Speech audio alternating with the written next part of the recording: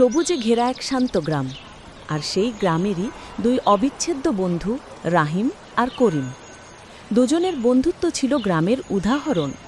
বাজারে, হাটে, স্কুলে সবাই বলতো এই দুইজনের মধ্যে নাকি কখনো ঝগড়া হতে পারে না। করিম, চল না আজ একটু জঙ্গলের ভেতর ঘুরে আসি।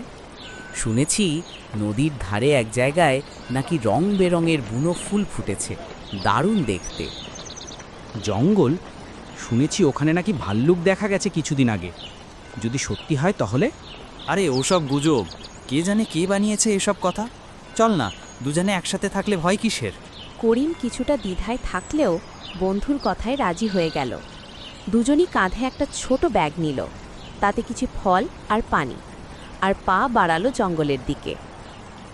সূর্য ধীরে ধীরে পশ্চিমে ঢলে পড়ছে। গাছের ফাঁক দিয়ে। আপনার যদি আমাদের কার্টুন ভিডিও ভালো লেগে থাকে তবে এখনই সাবস্ক্রাইব করুন, না হলে প্রতি সপ্তাহে আমরা যে নতুন নতুন কার্টুন দেই সেগুলো আপনি মিস করে ফেলবেন। কিন্তু লালচে আলো জঙ্গলের ভেতর ছড়িয়ে পড়ছে, বাতাসে হালকা শীতলতা। তারা জানতো না এই বিকেলটা তাদের জীবনের এক অবিস্মরণীয় বিকেল হয়ে থাকবে। রহিম, শুনলে? মনে হলো কেউ যেন ডাল ভাঙল। আরে হাওয়া বইছে, ডাল ভাঙতেই পারে।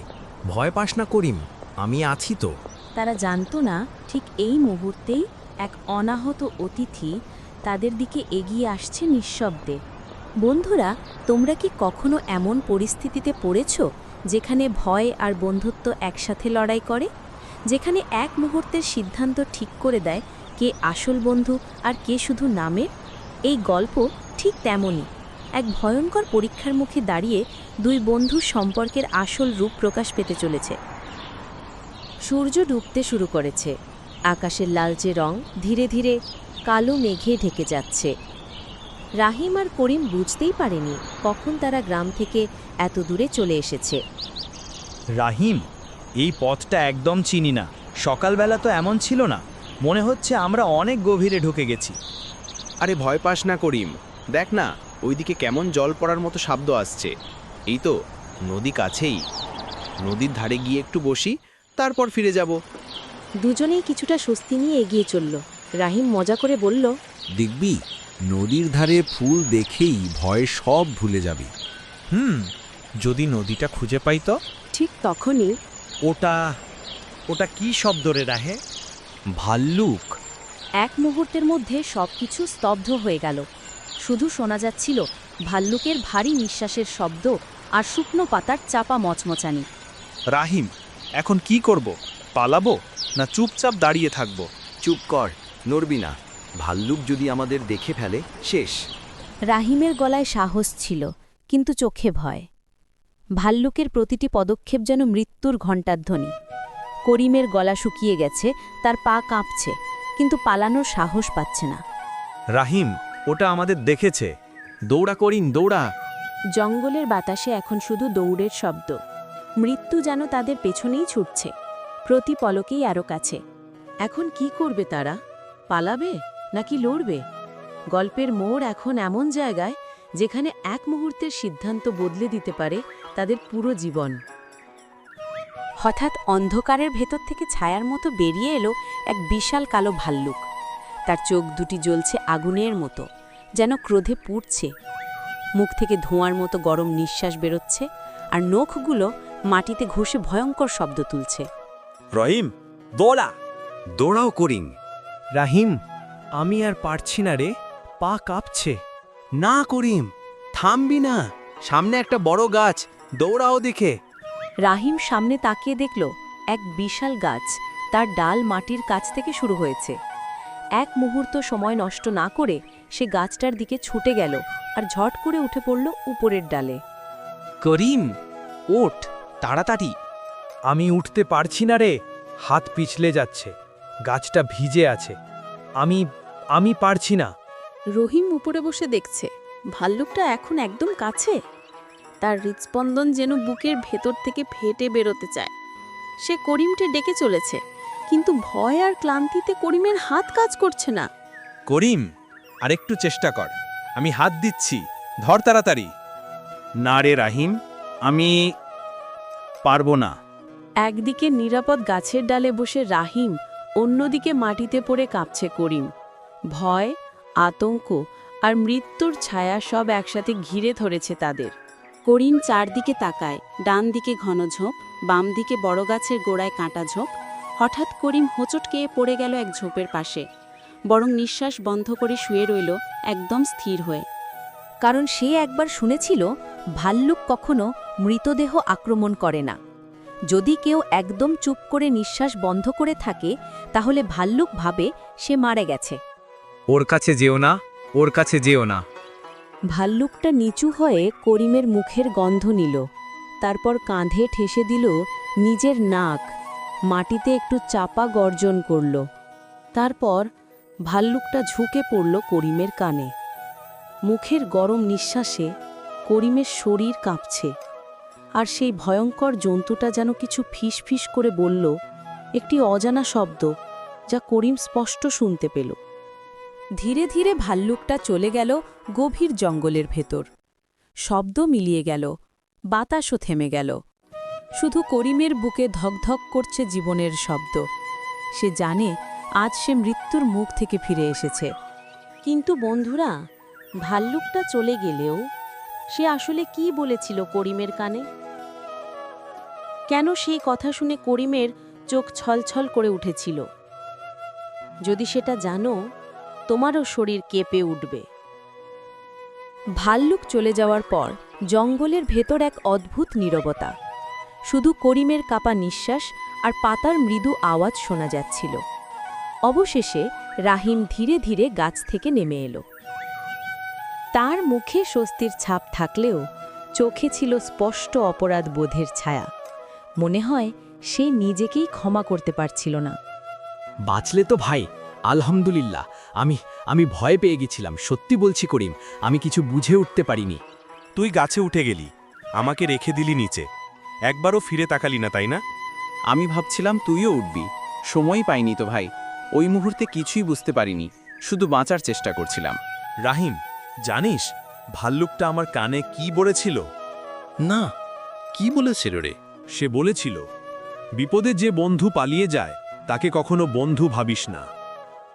রহিম কিছু বলল না, শুধু মাথা নিচু করে দাঁড়িয়ে রইল। তার চোখে জল চিকচিক করছে, হয়তো অনুশোচনায়, হয়তো লজ্জায়। করিম ধীরে ধীরে পা বাড়ালো গ্রামের পথে। রাহিমও চুপচাপ তার পেছনে হাঁটছে, কিন্তু তাদের মাঝের সেই বন্ধুত্বের বন্ধন আজ যেন অদৃশ্যবাদে ছিঁড়ে গেল। বন্ধুরা, এই এক কথাই বদলে দিল তাদের সম্পর্কের পথ চলা চিরদিনের জন্য। দুজন ফিরছে গ্রামের পথে, কিন্তু আজ তাদের মধ্যে নেই সেই আগের হাসাহাসি, নেই গল্প, নেই মজা। পথটা আজ যেন আরও লম্বা, আরও নীরব।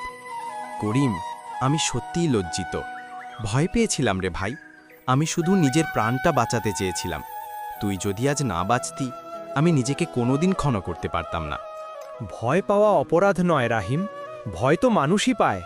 কিন্তু বন্ধুকে ফেলে পালিয়ে যাওয়া, সেটা বন্ধুত্ব নয়।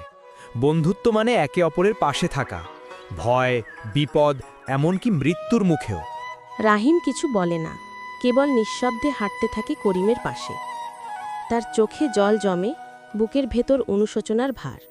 কিন্তু না, এই গল্প এখানেই শেষ নয়, কারণ ভাগ্য আবারও তাদের সামনে আনবে আরও ভয়ঙ্কর এক পরীক্ষা। এক সপ্তাহ কেটে গেছে সেই ভয়ঙ্কর দিনের পর। রাহিম তখনও চুপচাপ, সবার সঙ্গে আগের মতো হাসাহাসি করে না, করিমের কাছেও যায় না তেমন। মনে একটাই প্রশ্ন ঘুরে বেড়ায়, আমি কি সত্যিই খারাপ বন্ধু?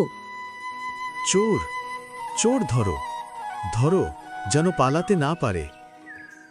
রাহিম ঘুরে দেখে এক লোক তার দিকে দৌড়ে আসছে, হাতে একটা থলে। লোকটার মুখে ঘাম, চোখে আতঙ্ক। এই কি হচ্ছে? কে চোর? ভাই, একটু আড়াল দাও, ওরা আমাকে মেরে ফেলবে। এই যে, এই রাহিমই তো ওর সঙ্গে ছিল। দুজন একসাথে চুরি করেছে, ধরো কেউ।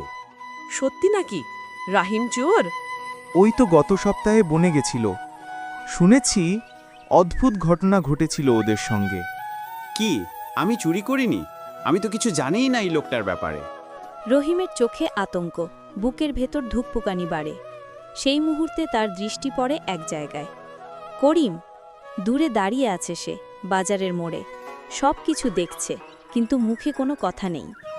এখন প্রশ্ন হলো, করিম কি আজ বন্ধুর পাশে দাঁড়াবে, নাকি আগের ঘটনার প্রতিশোধ নেবে নীরবে, যেখানে এক বন্ধুর জীবন আবার ঝুলে আছে অন্য বন্ধুর সিদ্ধান্তের উপর? রাহিমের চোখে ভয়, ঘাম ঝরছে কপাল বেয়ে। চারপাশে শত চোখ, সবাই তাকিয়ে আছে তার দিকে। তার কণ্ঠ কেঁপে ওঠে। আমি চুরি করিনি, আমি নির্দোষ। করিম, তুই জানিস আমি মিথ্যে বলছি না, কিছু বল। সব চোখ ঘুরে গেল এক জায়গায়, করিমের দিকে। সে একটু দূরে দাঁড়িয়ে আছে, মুখে কঠিন ভাব।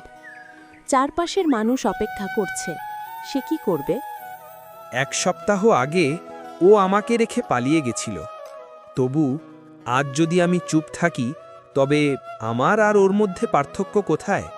রাহিম কিছু চুরি করেনি। আমি নিজ চোখে দেখেছি, চোর ছিল ওই লোকটা। এই যে যার হাতে এখন থলেটা। ওই তো আমার থলে, এই লোকটাই চোর। তুমি ঠিক বলেছ করিম। মুহূর্তের মধ্যের পরিস্থিতি বদলে গেল। রাহিমের চোখের ভয়ে মুছে গেল, জায়গা নিল বিস্ময় আর কৃতজ্ঞতা। করিমের দিকে তাকিয়ে সে কিছুক্ষণ চুপ রইল। তুই কেন আমার জন্য এগিয়ে এলি করিম? আমি তো সেই দিন তোর পাশে থাকতে পারিনি। কারণ বন্ধুত্ব মানে শুধু ভালো সময়ে পাশে থাকা নয় রাহিম। ভালোবাসা মানে ভুলকে ঘৃণা না করে মানুষটাকে বোঝা। আজ আমি সেটা করলাম, আমাদের দুজনের জন্যই। বন্ধুত্ব কখনো ভয় বা অভিমানকে মানে না। যে সত্যিকারের বন্ধু, সে শেষ পর্যন্ত পাশে থাকে। আর আজ করিম প্রমাণ দিল সত্যিকারের বন্ধুত্ব কাকে বলে। তুই আমার জন্য এত কিছু করলি, অথচ আমি তোর পাশে দাঁড়াতে পারিনি সেদিন। ভয়ে পালিয়ে গেছিলাম। তবু আজ তুই আমার পাশে দাঁড়ালি কেন করিম? কারণ আমি বন্ধুত্বকে বদলা নিতে চাইনি রাহিম। আমি চেয়েছি তুই বুঝে নে আসল বন্ধুত্ব কাকে বলে। যে বন্ধুত্বে ভয়ের জায়গা নেই, আছে কেবল ভরসা। তুই আজ আমাকে অনেক বড় শিক্ষা দিলি। বন্ধু মানে শুধু হাসি ভাগাভাগি নয়, ভয়কেও একসাথে জয় করা। বন্ধুত্ব মানে যখন সবাই দূরে সরে যায়, তখনও পাশে থাকা। বন্ধুরা, মনে রেখো, ভয়কে জয় করে যে পাশে থাকে, সেই হয় সত্যিকারের বন্ধু। জীবনে আমরা অনেক মানুষকে বন্ধু ভাবি, কিন্তু আসল বন্ধুত্ব বোঝা যায় বিপদে, ভয় আর সন্দেহের সময়। কেউ পাশে দাঁড়াচ্ছে কি, কেউ পালিয়ে যাচ্ছে কি, এই মুহূর্তেই বোঝা যায় কে সত্যিকারের বন্ধু। ভাল্লুক যেমন বলেছিল, বিপদে যে বন্ধু পালিয়ে যায় তাকে কখনো বন্ধু ভাবো না। কিন্তু যে ভুল করে, পরে অনুতপ্ত হয় এবং বদলে যায়, তাকেও একটি সুযোগ দেওয়া উচিত। কারণ এটি মানুষ হওয়ার সবচেয়ে বড়